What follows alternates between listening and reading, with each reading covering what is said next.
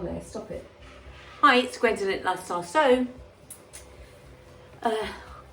Sorry, let me get myself organised first. We've got some, as I said in my last video, we're going to be doing this. It's Vogue 1638. So it's a nice fancy skirt. I love modern skirts. This is the blind drawing. We're going to be using Short Fit Design. You can use any other pattern system either. If you want to use the Lutterloh or anything else, just, you know, make yourself a skirt, a basic skirt. And if you want to do this skirt, you just will keep that pattern, and I'll show you how to transfer things over to the next bit. He's had a cut. This is Snow. Say hello. Can I have that? Yeah. Oh, all right then. Come back to it in a minute. Right, so first of all, you will need, this is your Short Fit Design skirt master pattern. Now, I haven't done a whole long one. I've just done, I had to redraft this today because I don't know what I did with another one, which is as well. I'll probably change shape anyway. I didn't do the whole bottom bit. I don't need to, because I only need to do it down to my hip really, because the rest of it is just going to fall down, and that's all design. So I just want the fitment across here in any system is that you actually get your size, and we're just going to transfer that over to a Vogue, any pattern. Skirts are easy to do when you do this. It's an easy transfer. This is why I think it's best to do the principle of a skirt first rather than a blouse. But when you do the blouse, it looks a lot more complicated because they've got a lot more bits and pieces on it, in pattern pieces, and sometimes you have to stick the pattern pieces together. These type of pattern pieces, you have to stick them together before you can put your blueprint on and actually see what you're doing. But it works. It's easy to transfer. So if you have a system that hasn't got a lot of patterns, I like to look through patterns. You know, I like to buy patterns. I like to look through. I've got loads, hundreds of patterns upstairs. Majority of them I haven't made because I think, oh, I'll make that one day. I'll make that. Oh, that'll come in handy. And over the years, I have pulled them out. That's great. I'm going to use that now. It's but I draft on top of the pattern. So I do not cut a pattern out. Well, very rarely do I cut a pattern out. And when I do, it's always disastrous because I rather then mess up that pattern as I'm altering it, and it's ruined then. You're going to have to go and get another pattern. Or I've used the pattern up, and then a year later or so, I've changed size, and I still can't use the pattern. And I've had to go and buy another pattern. So I don't do that anymore. I draft everything. And yes, it's a bit of a hassle getting this out, getting paper, sticking it over the top, tracing around it. But not a lot of difference actually to do in Short Fit Design, because that's what you do. You put a pattern down, you put this down, you put your dots, you do the same thing. You're just tracing over the top of that. And that's what we're working from, the traced pattern bit that I've done. So our next stage is I'm going to take it down, and then I'm going to show you the very simple, really fix that we're going to do to that. Then the rest of it, you've got all. So here's all my pattern pieces, and I use an elastic band just to keep them all in from the skirt pattern. Now these are a lot of pieces, well, I say these are a lot of pieces. These are quite a few pieces from the big pieces.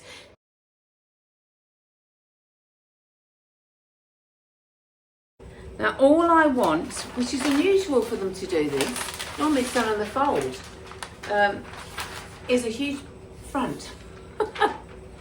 I've never seen it done like this, because normally it's always done on the fold. And yeah, but it has to be done like this because you've got a section, or you transfer all your information from that main pattern onto here. Now there's a sewing line. I don't know if you can see it, but there's that's the center line, and that's the stitch line. So we're going to stitch this line, top line, I'm going to stitch that line, and we are going to cut this line. And there's a notch thing, but not just yet. As we go along, the main thing now, we're going to get this pattern, and I'm going to fold this pattern in half. because we don't need that stitch line yet. I'm going to fold this pattern in half, so because Short Fit Designs is in half, so we can get the fit like that. When you fold this pattern in half, it's not, because the way it's done, it's not exactly half. Like if you open this out on new material, you'd have a mirror image on either side. This you're not going to have a mirror image on either side. So all we do, and we only need the top part. So you're just gonna get your corners, that's all your bit, and get your hip, and then fold it in half. And I put this on over the top. This is my Short Fit Designs. I put this over the top of this pattern to there. It's more or less the same, but this is out. That is well out.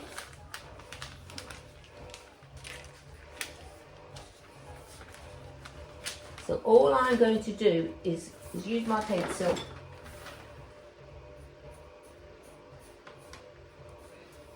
and where's my stylus? What do I do with that? I think it's just easier if I use a stylus, to be honest.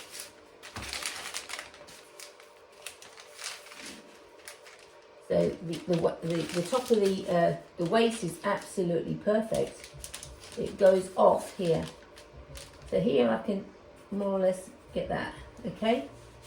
Oops, keep it straight. Try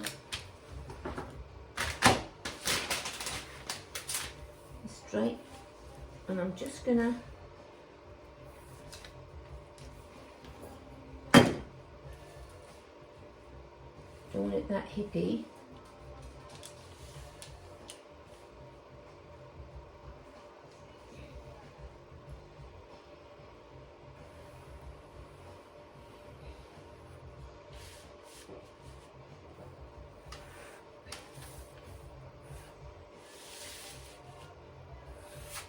Okay, so I've just did a little drawing on there, and I'm just on this side going to take this off.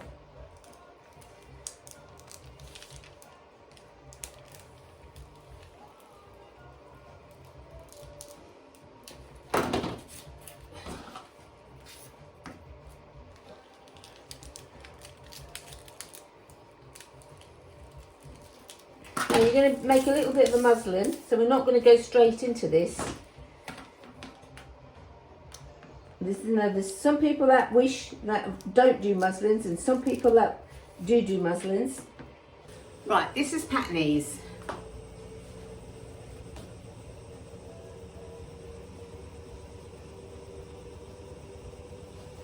And basically it's like a paper stabilizer, really. That's really what it is. It can tear, but when you keep on using it, you sew with it. So I'll cut this out and I'll sew this together, and then I just test it on myself.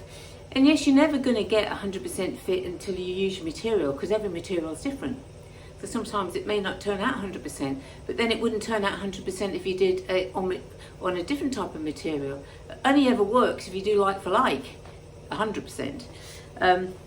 So I'm just going to quickly cut this out, and this has got a little zip in it somewhere. I've got to check where the zip is. You just pin that area, and all I want to do is just fit that area, because I want it with enough room to move about in. Right, so I've had a little mock thing, so I'm only doing half of myself, basically down to my hip level on the mock one. So I put my darts in the front. I just use an overlocker because I'm only just guiding it. It's all about fit.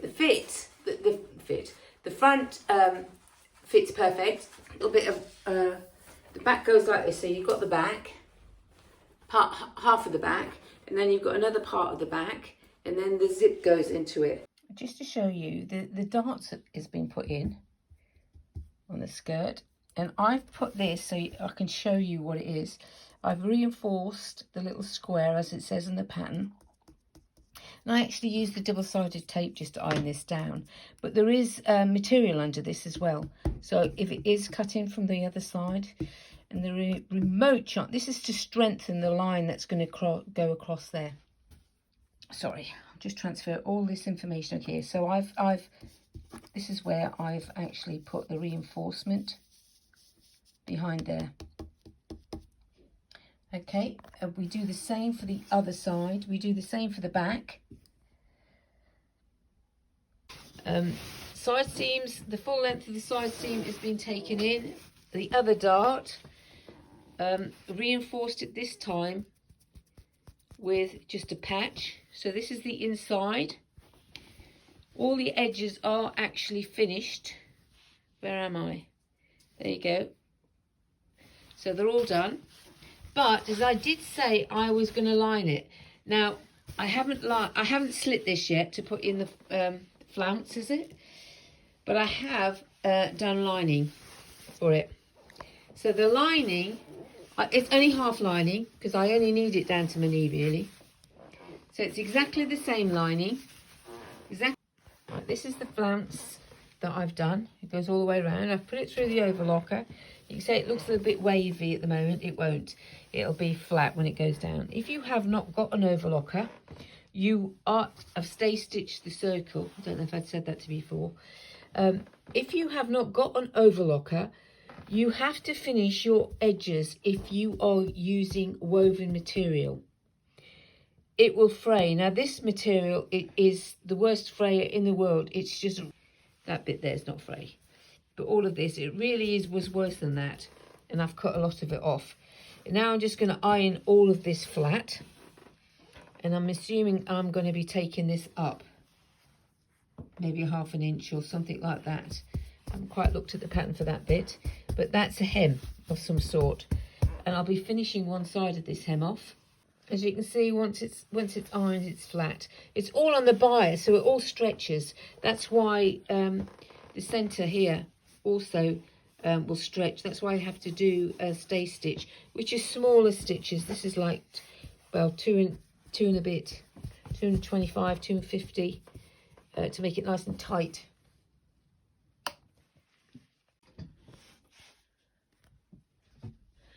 Right, can you see what I've done? So this is the flounce that I've put on. So I've matched it here. So this is the side of it. Matched it all the way. Oh, sorry about that. Trying to get it so I can show you. Matched it all the way along, all the way along. This is the pivot point. Yes, this is the right side of the thing. So I've got two right sides together. Like that. And now I'm going to take it, I'm going to sew, and this is a zip foot, because I find it easier when you get to there to manipulate it round. So I'm going to stop here, cut my thread, and then I'm going to move my fabric round and then do a double stitch here and then move forward. Do you know what I've just did a whole video telling you all the ins and outs of this, and it didn't video. I thought it did, but it didn't. Okay, so first of all, the invisible zip. This is quite, on the Vogue pattern, it does tell you very clearly how to put an invisible zip on it. So you just have a look to see which part it is. So it's on the back. This is clear, it's on the back, and it's right in the middle of your two darts.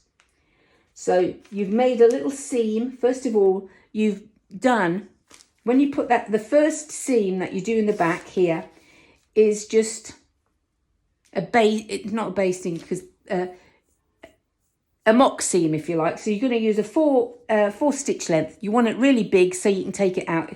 It's just basically to put those pieces of material together. So that's all you're going to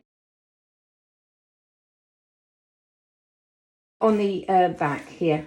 So you're going to put your zip in here. So first of all, you're going to open your sides of your zip. You remember that this is going to have a seam allowance at the top from your waistband to turn down. So your zip needs to come down a bit to allow for that fold over. So that's the first thing. The second thing is you open your zip out, and the teeth of that zip needs to run right up the centre of that stitch. You know, when you open out your material flat, that zip needs to go up to this, right up the centre of those stitches that you put in. not stitches, seam line that you've put in. Right, the line is there for you, so you can pin it or not pin it. I didn't pin it, but you may want to pin it. And then you don't want it right next to your teeth. You want to put the stitches. This time, this is still not, maybe 3.5 this time, just on the edge, going down, going across. You might have to move this zip a bit, stop your machine, move the zip up so you can get the stitches down, and then go up. That's putting your zip in place. Oh! So now what you need to do is you want to run your, this is where it's easy, you run your zipper foot right along the plastic teeth, just all the way down, right along the plastic teeth, right next to the plastic teeth, then a couple of lines across the bottom and right over the top. And then what you will find is you've put now the zipper thing pull to the top, wherever it is. It doesn't really make any difference, but it probably will end up at the top there. So your zipper is now in place. So all you're going to do is get open your skirt a little bit and get the center stitches that you just, those big four big stitches that you've just put in, and just clip them all the way down, and that'll just open up that zip. And then you're going to take out the outer stitches on that zip. So all you've got is 2 rows of stitches, one on one side and one on the other, that goes down. Hey presto, that's that. So hopefully that's trying to show you something that works well. Waverley feel fit, but that's how I did my back. I only want the design really. That's a little bit of design on the back, but I only want the main design on the front. Right, the facing, don't worry about all the threads hanging out. They're all going to be interwoven in, so it's not, it's all a bit. But this is what you want. This is what you want with the facing. So this is the right side, and the facing's also up, showing the right side. So that's the wrong side inside. There you go. So that's all overlocked together. And that's the lining side. But you have to iron it, turn it inside out. Do all our threading, thread all the little loops through, things like this. All these loops, I'm going to trim them short, and then thread them through all the bits that they need to. Iron everything else, do the hem, take the hem up. And just take that up, just literally, you know, just the overlock width really. So that all the way around. Since that's finished, I'm not sure if I'm going to put a cover lock on that or not. And you just go all the way around because it's now one continuous thing. So that's the hem done, and then it's finished. It's high-waisted. So here's the back. I don't know if you can see the back, but it flips over somewhere. There you go, there's the seam. It flips over. It should be different levels. Don't know, can you see it? Okay, lovely fit on the bum. And here's the front with the, you know, your flounce. So it came all the way around. Lovely fit on the hip and round here. Perfect fit, absolutely perfect fit. It feels great with the lining as well. Although the material did feel nice without the lining, I've got to say. So it really is a winner, a real winner. It's a lovely, lovely, lovely skirt. Lovely skirt. But, you know, I should wear it, you know, with a... This is not the woolly I'll wear it with. I'm going to have a red one or maybe a navy blue one, I'm not quite sure. But I just put this on, just a t-shirt, just to show you basically. I'll have to have a look to see what it is. Okay, was that good? So it's, let me just alter this. Okay, so you come back a bit. So that's all it is for today. I hope you enjoyed that video for doing that. Please subscribe, and we do have a Facebook page if you want to join on there. So I'll see you next time. Hopefully with the pattern that we're going to do, it'll be an easy pattern, by the way, some sort of princess line dress that we're going to use, and I'm going to do stretch crushed velvet for the dress. So watch the channel, and hopefully you can join in, or you can give you ideas what to do. So this can be made out of, like I say, Sure Fit designs I used as the example. You can do the Lutterloh, or there's other systems out there too. Just make sure you get your main pattern that fits you, and then just transfer like I showed you before. Put the pattern on top of the other pattern and cut off what you don't need, and then you can just sew it up. And that is the principle of using all that. But you know, I wouldn't have got this fit had I not done it like that. I had to do a lot more adjustments to do it, so it's a lot easier. A lot easier. Okay, take care. See you soon.